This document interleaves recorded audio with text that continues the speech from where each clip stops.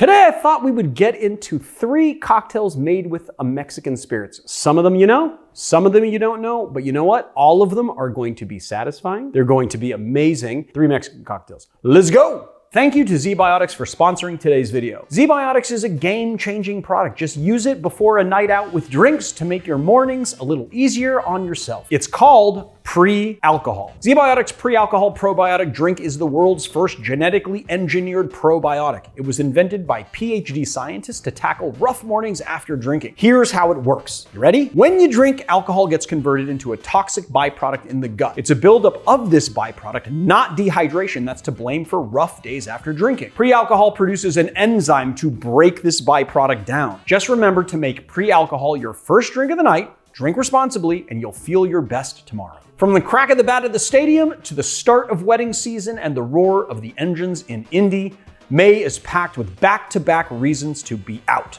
Don't let a rough morning after keep you on the sidelines. Drink pre-alcohol to stay ahead of it and make the most of every Saturday this month. Go to zbiotics.com/educatedbarfly to learn more and get 15% off your first order when you use Educated Barfly at checkout. ZBiotics is backed with a 100% money-back guarantee, so if you're unsatisfied for any reason, they'll refund your money, no questions asked. Remember to head to zbiotics.com/educatedbarfly and use the code EDUCATEDBARFLY at checkout for 15% off. Today we're making a cocktail from San Diego bartender Eric Castro. It's a last word variation called the Ninth Wonder. In a tin. We're gonna do this, the way that professionals do it and grab our citrus first and not jump the gun by grabbing all sorts of things you don't need out of turn. I feel like these limes are not gonna give a lot of juice. I can just feel like they're like underripe or something. Let's see.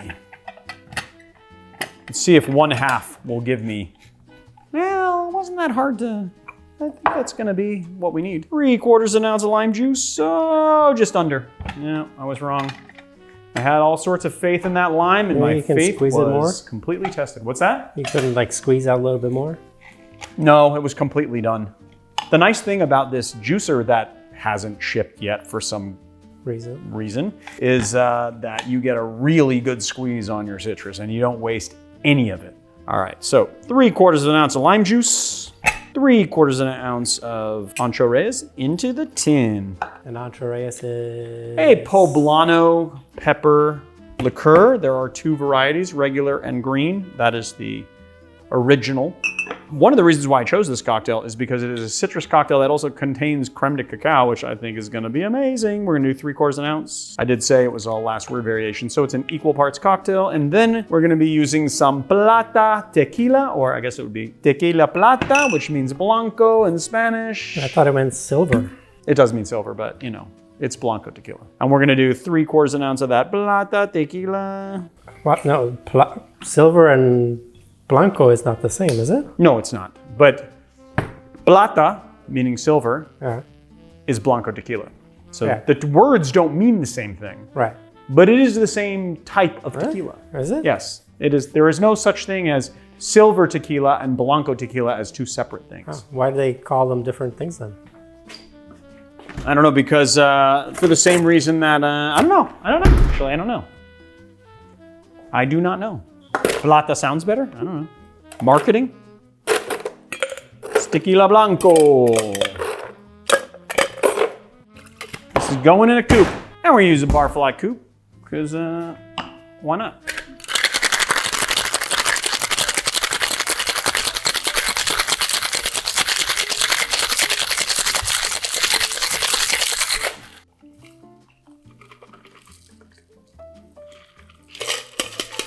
And I think we're gonna do this old school style instead of using a freeze dry, which is what we normally do. Calls for a lime wheel. Why not a fresh lime wheel this one time? Let's give it a taste. Oh my God, the pepper. Okay, so the Ancho Reyes gives it like a little bit of spice and you get that depth of flavor. It's like poblano spice flavor, along with the chocolate and lime. Chocolate and lime goes together so freaking well. It is so amazingly good. And then of course you have your Blanco tequila, bring in some of the agave, bring a little minerality or a little salinity, I guess. It's really, really nice. Very nice take on the last word cocktail and a very nice sour, pretty much a sour. So there it is, guys, the Ninth Wonder.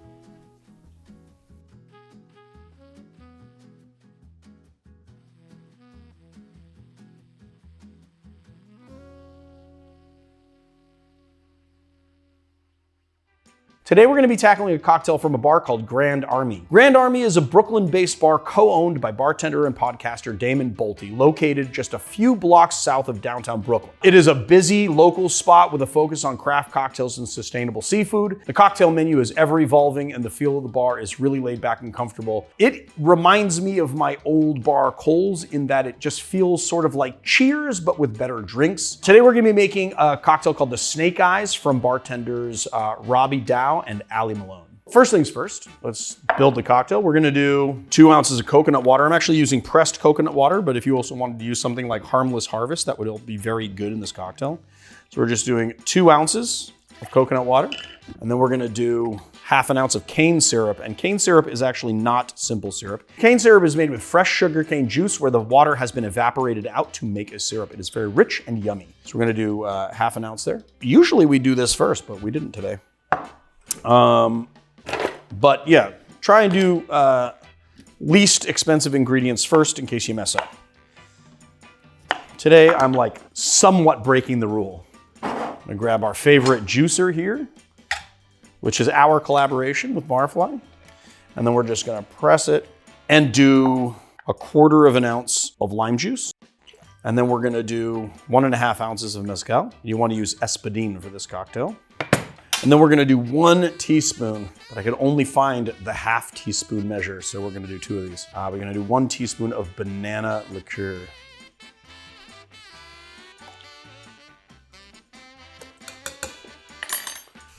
Get some ice to shake it. Oh, let's prep our glass first. I chose a rather high volume glass here, but I love this glass a lot. I don't get a lot of time to use it though.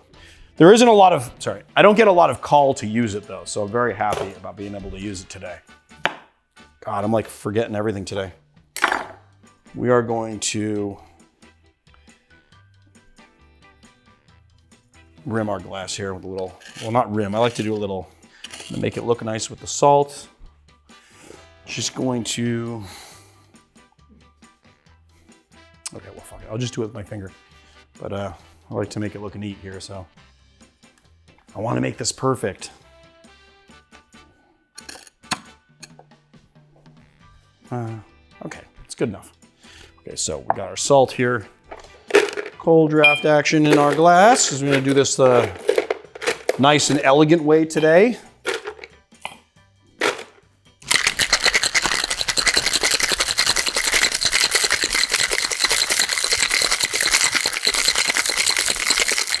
Give it a strain. Oh yeah. If you did this with something like Harmless Harvest, it'd actually be like kind of pinkish, which is cool. All right, let's give it a sip. Oh my God, it's like tropical and delightful. The pressed coconut water gives it like a little bit of heft because the pressed coconut water has actually got more kind of coconut bits in it. So it's a really kind of robust flavor. It's not getting run over. You get a lot of the mezcal in there, especially the kind of like just a slight bit of smoke, for lack of a better term. You know, the lime juice just being 1/4 ounce is like actually kind of perfect in this cocktail. And then you have the banana syrup. You get in balance from the cane syrup. It's a really nice tropical cocktail. What's nice about it is that the mezcal doesn't run over the other flavors. It's really nicely balanced. So there it is, guys. The Snake Eyes from Grand Army.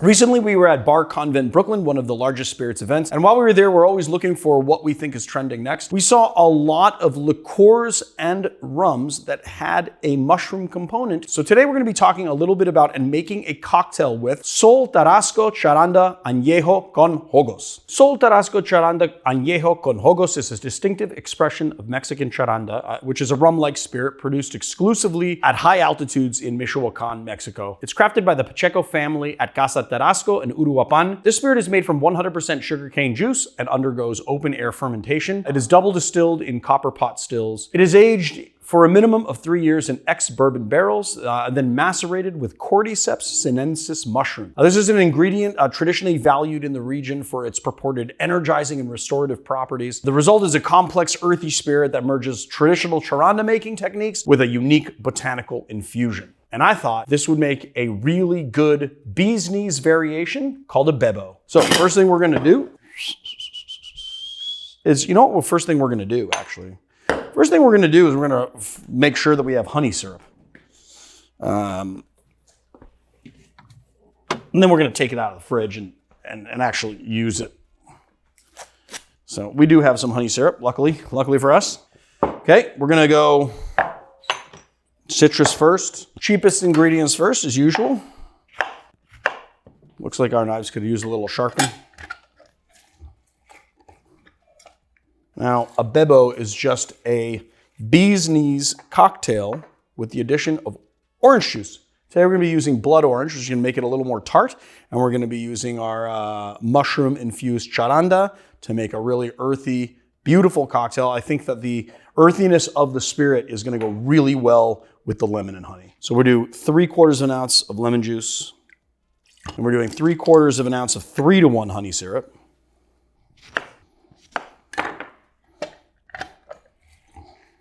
Half an ounce of blood orange juice. And 2 ounces of our Charanda con Hongos. I keep on saying Hongos, but it's Hongos. Hongos. And actually, you don't even pronounce the H in Spanish, you just go Hongos. Charanda con Hongos is how you actually produce it. And by produce it, I mean pronounce it. Yeah, where you can produce the words. You can produce the words to pronounce it correctly. I'm going to use a nice coupe here. And it would be really nice if I had a freeze-dried orange wheel, but I guess I don't. So we're just going to go full on.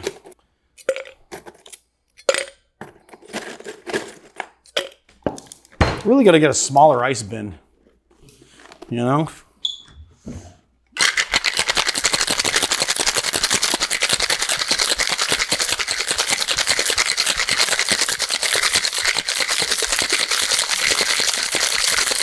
It's called the horror shake because of the crazy eyes killer look I gave. Because of the cordyceps?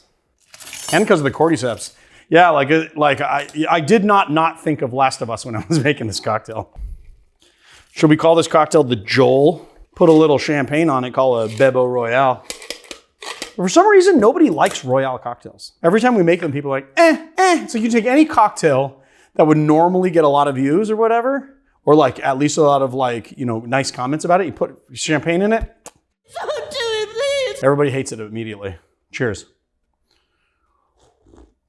Oh, wow. Ooh, dude, it's bright. You get the blood orange. It's really tart. You get that, you get all of the sweetness, the savory sweetness of the honey, but then you get like this meaty after finish. After finish, it doesn't make any sense. An aftertaste on the finish is like kind of meaty, and you get that sort of mushroomy flavor, but it blends really well and it's nicely balanced. It's very, very tart on the front end, and then you get that nice honey kind of throughout as you sip, and then you also get the like earthy kind of flavors that go well with the honey as well. I really like it a lot. So there it is. I guess we'll call it the Bebbo Con Hongos. The Bebbo Con Hongos. I like that name for the cocktail.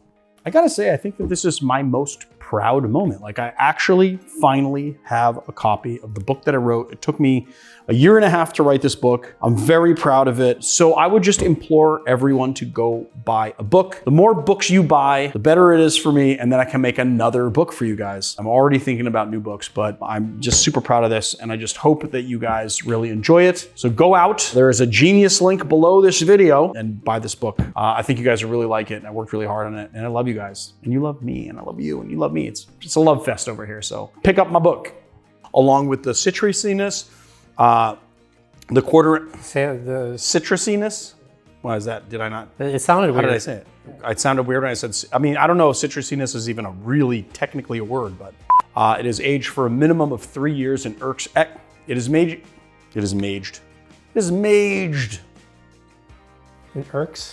In Irk casks. Hold on, where's my? Did you bring it with you?